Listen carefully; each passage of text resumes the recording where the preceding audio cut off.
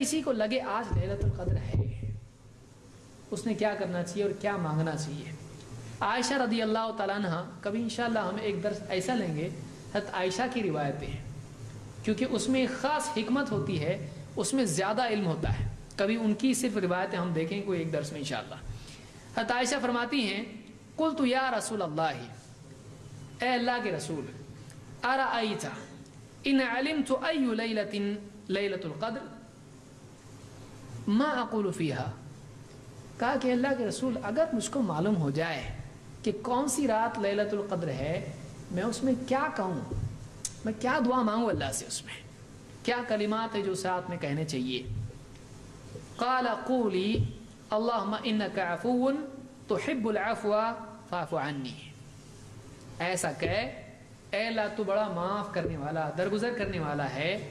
اور معاف کرنے کو پسند کرتا ہے، لہٰذا اللہ تو مجھ کو بھی معاف کر دے۔ اس کو امام الترمذی، ابن ماجہ اور حاکم نے روایت کیا ہے اور الفاظ ترمذی کی روایت صحیح ہے۔ تو کوئی آدمی اگر اس کو لگے آج لیلۃ القدر ہے، اس نے کیا مانگنا چاہیے؟ باقی ساری چیزیں مانگے، لیکن خاص طور سے کیا دعا مانگنا چاہیے؟ اللہم انک عفو تحب العفو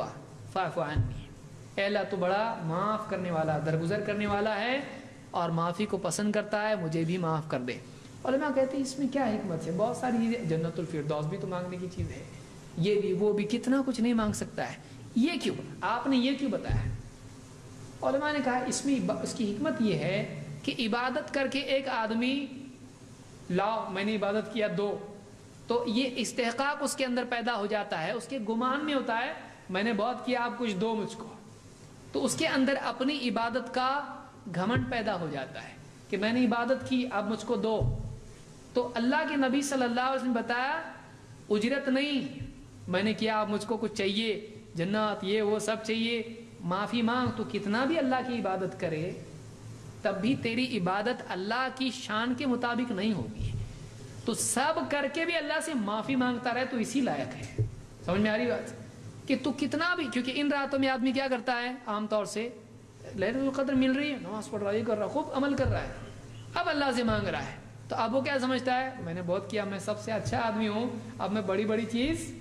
مانگ سکتا ہوں۔ ٹھیک ہے مانگ، لیکن واقعی تجھ کو کیا مانگنا چاہیے؟ آدمی اس میں یہ بھول جاتا ہے کہ میری کوتاہیاں بھی ہیں، وہ اپنے آپ کو نیک سمجھنے لگتا ہے۔ یہاں بتایا تو کتنا بھی نیک عمل کرے تو اللہ کے، واقعی اللہ کی جو شان ہے، تیرے بڑے سے بڑے عمل، تیری اخلاص والی نمازیں، تیرا سب روزے، سب تو اللہ کے سامنے اگر رکھ دے اللہ کے لیے، تب بھی واقعی وہ کیا اس شان کے ہیں جس شان کا اللہ ہے۔ تیری عبادت ویسی ہے کہ نہیں ہے نا، تو تیرا ایسی چیز اللہ کے سامنے پیش کرنا بھی کوتاہی ہے۔ ایسی عبادت بادشاہ کے سامنے، رب العالمین کے سامنے پیش کرنا جو بہت اونچا ہے، سبح اسم ربک الاعلی، تو اپنی پھٹی پرانی نمازیں، سڑے گلے روزے تیرے، جس میں نہ نگاہ کی حفاظت ہے، نہ زبان کی، نہ کان کی، نہ ہاتھ پاؤں کی، ایسی عبادت اللہ کے سامنے اس رات کی رکھ رہا ہے تو، اور اس کے بعد چاہ رہا ہے کہ کچھ ملے، یہ عبادت تیری ایسی ہے کیا؟ تو اللہ سے مانگ اللہ معاف کر دے میرے کو، میں نے کیا بھی تو ویسا نہیں کیا جیسا کرنا چاہیے، اور نہیں کیا وہ تو نہیں کیا، اور کیا بھی تو تیری شان کے لائق، شان کے مطابق نہیں ہے، تو معافی کا جذبہ انسان میں ہونا چاہیے کہ اللہ جیسا بھی میرے پاس ایسا ہی ہے، تو یہی لے لے، یہی ٹوٹا پھوٹا میرے پاس ہے، اس سے زیادہ میرے کو آتا نہیں کرنے کے لیے، اللہ تو یہ قبول کر لے، تیری شان تو ایسی کہ تو رد کر دے اس کو،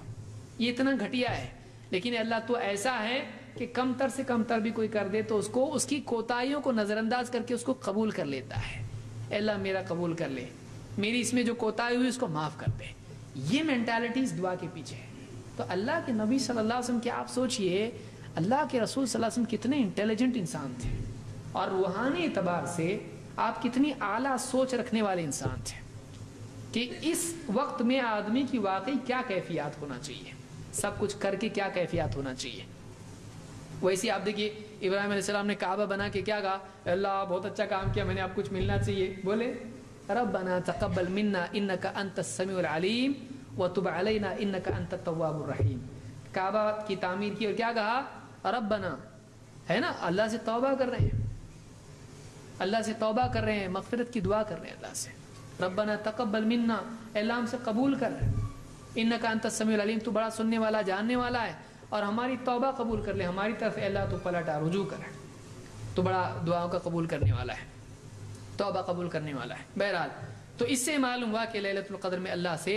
توبہ اور استغفار کرنا چاہیے، معافی کی دعا کرنا چاہیے۔